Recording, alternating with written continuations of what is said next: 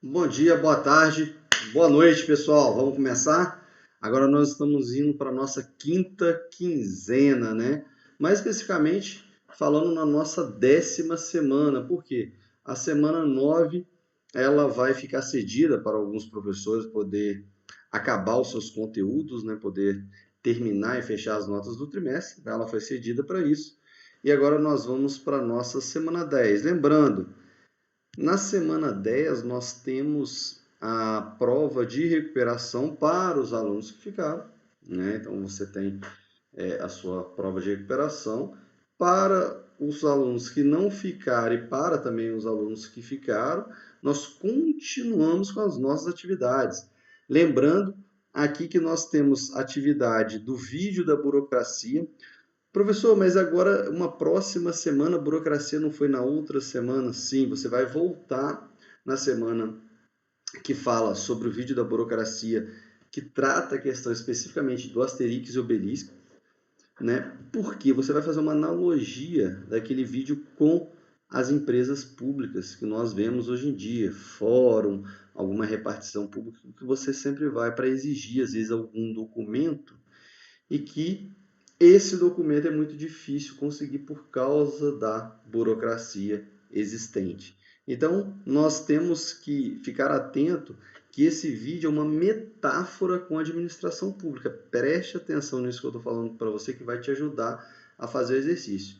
E temos também a atividade do estudo de caso, que você vai analisar o que é melhor, a criatividade dentro de uma empresa ou é melhor essa empresa ficar todo regulamentada e seguir estritamente as diretrizes. Então, coloca essa dualidade aí para você analisar. Então, temos a atividade do estudo de caso e a atividade do vídeo do Asterix e Obelix. As duas atividades são em trio, lembrando, somente um do trio vai postar as atividades, beleza?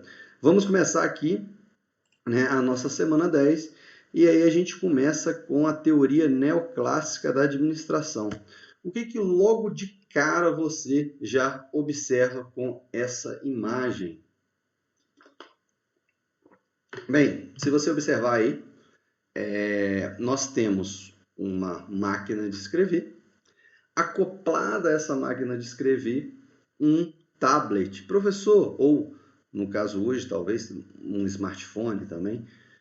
Professor, o que isso significa? Ora, daí você dá para entender que é algo mais antigo, tentando ter alguma relação mais próxima com algo mais novo, né? Ou seja, ela é uma teoria que pega aquela abordagem clássica, lembrando, a abordagem clássica é a teoria clássica, teoria científica.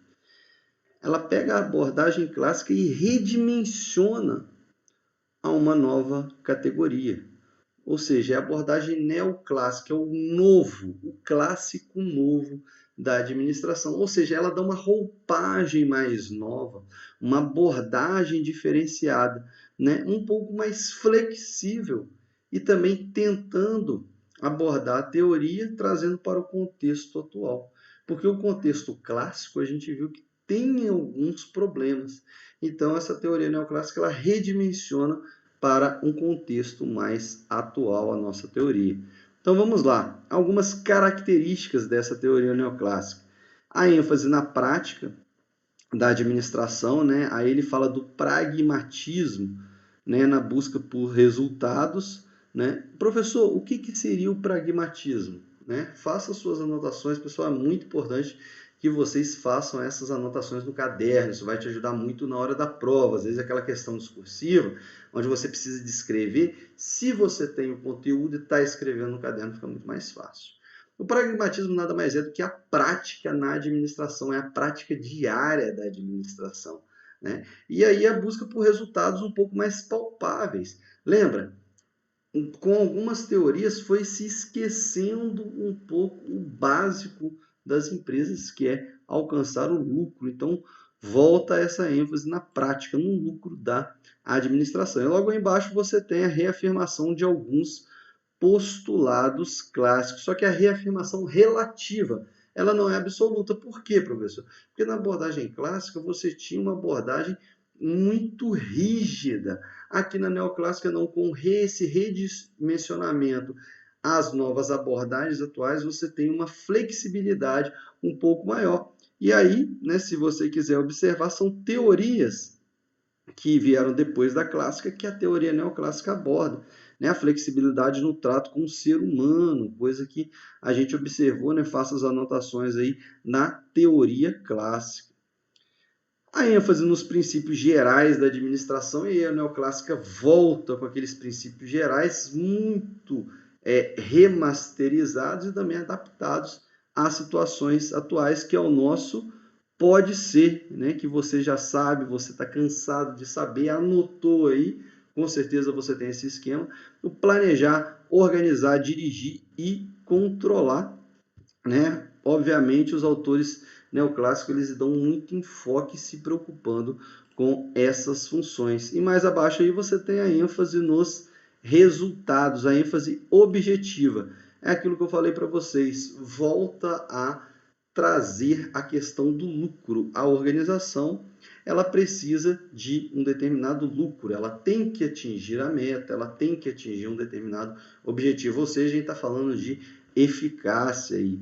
Então, sempre o foco no resultado, no lucro, aquele objetivo operacional da instituição, né? E por fim, a gente tem aí como uma das principais características da teoria neoclássica o ecletismo nos conceitos.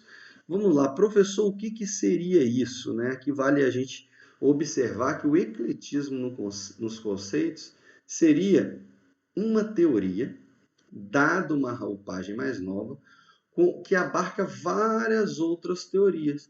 Ou seja, eu tenho uma teoria neoclássica que ela aborda um pouco da flexibilidade, né, no tratamento com o funcionário, no tratamento com a sociedade, com o indivíduo, buscando aquilo lá, resgatando aquilo lá da teoria das relações humanas.